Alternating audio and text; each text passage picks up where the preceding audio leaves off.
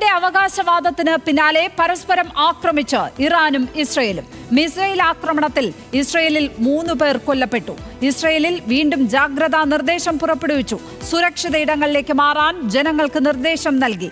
തെഹ്റാനിൽ Israel നടത്തിയ ആക്രമണത്തിൽ Iran ശാസ്ത്രജ്ഞൻ കൊല്ലപ്പെട്ടു. അതേസമയം നാറ്റോ ഉച്ചകോടിയിൽ നിന്ന് ജപ്പാനും ദക്ഷിണ കൊറിയയും വിട്ടുനിൽക്കും എന്നാണ് സൂചന. ഇപ്പോൾ ഇന്റർനാഷണൽ ഡെസ്കിൽ നിന്ന് അനീഷ് ചെറുവള്ളി ചേരുന്നു. അനീഷ്, ട്രംപിന്റെ അവകാശവാദം വന്നതിന് ശേഷവും ആക്രമണം തുടരുന്ന സ്ഥിതിവിശേഷമാണ്. മാത്രമല്ല, ഇറാൻ ആ പ്രസ്താവനയെ തള്ളിക്കളഞ്ഞിട്ടും ഉണ്ട് എന്നാണ് മനസ്സിലാക്കുന്നത്. എന്തൊക്കെയാണ് ഏറ്റവും ഒടുവിൽ സംഭവിച്ചിരിക്കുന്നത്? ഏറ്റവും ഒടുവിൽ പുറത്തുവരുന്ന വിവരങ്ങൾ എന്തൊക്കെ?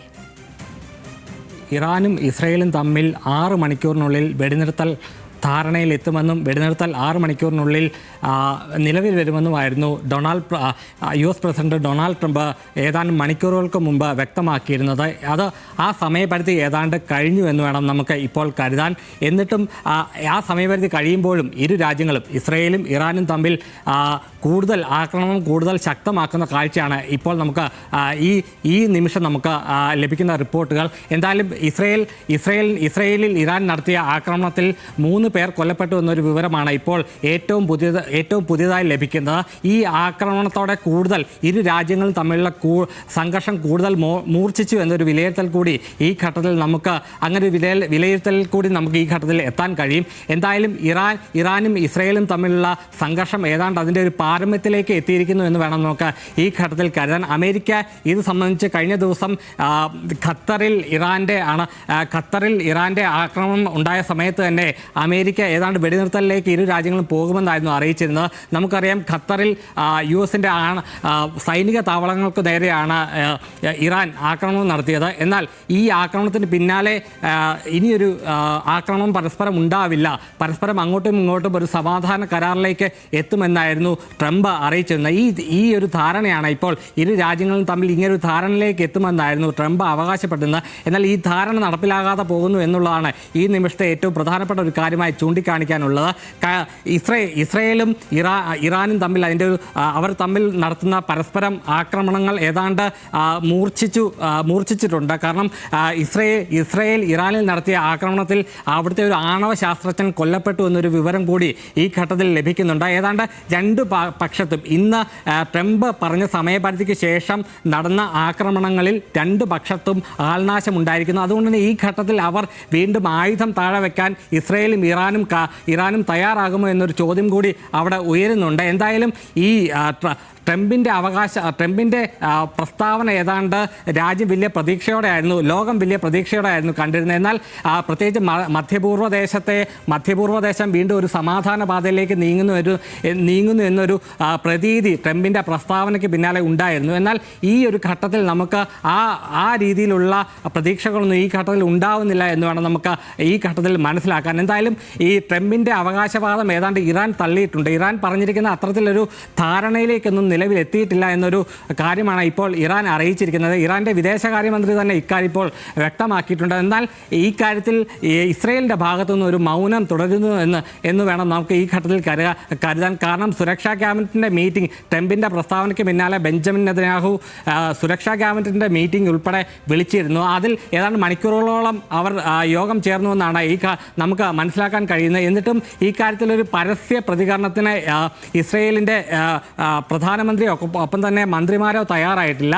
പരസ്യ പ്രസ്താവനകൾ പാടില്ലെന്ന് മന്ത്രിമാരെ ബെഞ്ചമിൻ നെതന്യാഹു വിലക്കിയിട്ടുണ്ടെന്നാണ് നമുക്ക് മനസ്സിലാക്കാൻ കഴിയുന്നത്. എന്തായാലും അതിനിടെ കഴിഞ്ഞ ദിവസം US സൈനിക താവളത്തിലേക്ക്, ഖത്തറിലെ സൈനിക താവളത്തിലേക്ക് നടത്തിയ ഇറാന്റെ ആക്രമണം, ഇന്നലെ രാത്രി നടന്ന ആക്രമണം, അത് എല്ലാവരെയും തന്നെ ഞെട്ടിച്ച ഒരു സംഭവമായിരുന്നു. പ്രത്യേകിച്ചും മലയാളികളായ നമ്മൾക്കൊക്കെ വളരെയധികം ആശങ്ക ഉണ്ടാക്കുന്ന ഒരു ആക്രമണം തന്നെയായിരുന്നു. പ്രതിരോധ മിസൈലുകൾ ആ ആക്രമണത്തെ പ്രതിരോധിച്ചു എന്ന് പറയുമ്പോഴും അത് ഉണ്ടാക്കുന്ന സംഘർഷം ഏത് തരത്തിലായിരിക്കും?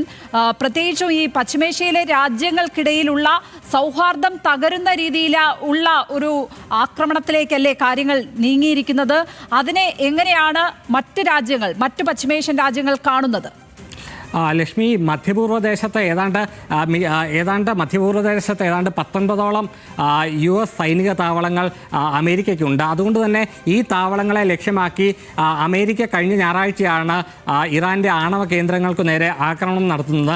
അതുകൊണ്ട് തന്നെ അപ്പോൾ മുതൽ തന്നെ ഈ മധ്യപൂർവ്വദേശത്തെ US-ൻ്റെ സൈനിക താവളങ്ങൾ ലക്ഷ്യമാക്കി ഒരു ആക്രമണം പ്രതീക്ഷിച്ചിരുന്നു. ഏതാണ്ട് അതുപോലെ തന്നെ പിന്നീട് അത് സംഭവിക്കുകയും ചെയ്തു. ഇന്നലെ ഏതാണ്ട് രാത്രി ഖത്തർ സമയം ഏതാണ്ട് രാത്രി 7:45 ഖത്തറിലെ US നാവിക താവളത്തിൽ വ്യോമതാവളത്തിൽ ആക്രമണം ഉണ്ടാകുന്നത്. പ്രധാനമായും അവിടെ നിന്ന് ലഭിക്കുന്ന വിവരമനുസരിച്ച് വലിയ തീയും പുകയും ഒക്കെ ഉയർന്നതായി അവിടുത്തെ പ്രാദേശിക മാധ്യമങ്ങൾ അടക്കം റിപ്പോർട്ട് ചെയ്യുന്നത്. എങ്കിൽ കൂടി US നിലവിൽ പറയുന്നതനുസരിച്ച് ഏതാണ്ട് 14 മിസൈലുകളാണ് ഇറാൻ ഇന്നലെ ഖത്തറിലേക്ക് തൊടുത്തത്. എന്നാൽ അതിൽ 13 മിസൈലുകളും നിർവീര്യമാക്കാൻ അമേരിക്കയ്ക്ക് കഴിഞ്ഞു എന്നാണ് ഡൊണാൾഡ് ട്രംപ് തന്നെ ഇന്നലെ രാത്രി വ്യക്തമാക്കിയിട്ടുള്ളത്. എങ്കിൽ കൂടി ആൾനാശം ഉണ്ടായിട്ടില്ല. ഇതിൽ ഏറ്റവും കൗതുകകരമായി നമുക്ക് മനസ്സിലാക്കാൻ കഴിയുന്ന ഒരു കാര്യം കൂടിയുണ്ട്. അതായത് ഈ US-നെ ആക്രമിക്കുന്നു, US-ൻ്റെ സൈനിക താവളത്തിന് നേരെ ഇറാൻ ആക്രമണം നടത്താൻ പോകുന്നു എന്നുള്ള വിവരം അമേരിക്കയെ മുൻകൂട്ടി അറിയിച്ചിരുന്നു എന്നൊരു വിവരം കൂടി ഇന്നലെ ട്രംപ് പങ്കുവെക്കുന്നുണ്ട്. അതിൻ്റെ അർത്ഥം ഇറാൻ കൂടുതൽ അമേരിക്കയ്ക്ക് മുകളിൽ കൂടുതൽ സൈനിക നടപടിയിലേക്ക് ഇറാൻ പോകുമ്പോഴും ഇറാൻ ആ സൈനിക നടപടി കൂടുതൽ ദീർഘിപ്പിക്കാൻ ഇറാൻ താല്പര്യപ്പെടുന്നില്ല എന്നൊരു സൂചന കൂടി അതിലുണ്ടെന്നൊരു വിലയിരുത്തലുണ്ട്. എന്തായാലും ഇരു രാജ്യങ്ങളും പരസ്പരം ആക്രമണം നടത്തിയതിൻ്റെ ഒരു പശ്ചാത്തലത്തിൽ അങ്ങോട്ടും ഇങ്ങോട്ടും ഒരു ആക്രമണം ഉണ്ടായ സമയത്ത് തിരിച്ചൊരു സൈനിക നടപടി ഇറാനും സ്വീകരിച്ചു എന്ന് ലോകത്തിന് മുന്നിൽ ഇറാന് അങ്ങനെ ഒരു കാര്യം തെളിയിക്കേണ്ടതുണ്ടായിരുന്നു. അതുകൊണ്ട് തന്നെയാണ് ഇറാൻ അത്തരത്തിലൊരു സൈനിക നീക്കത്തിന് മുതിർന്നത് എന്നാണ് ഈ ഘട്ടത്തിൽ പലരും വിലയിരുത്തുന്നത്.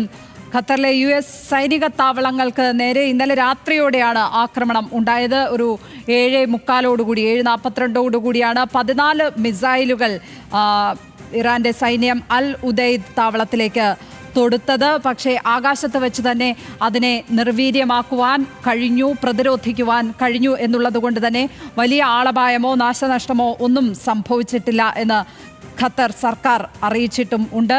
ഖത്തർ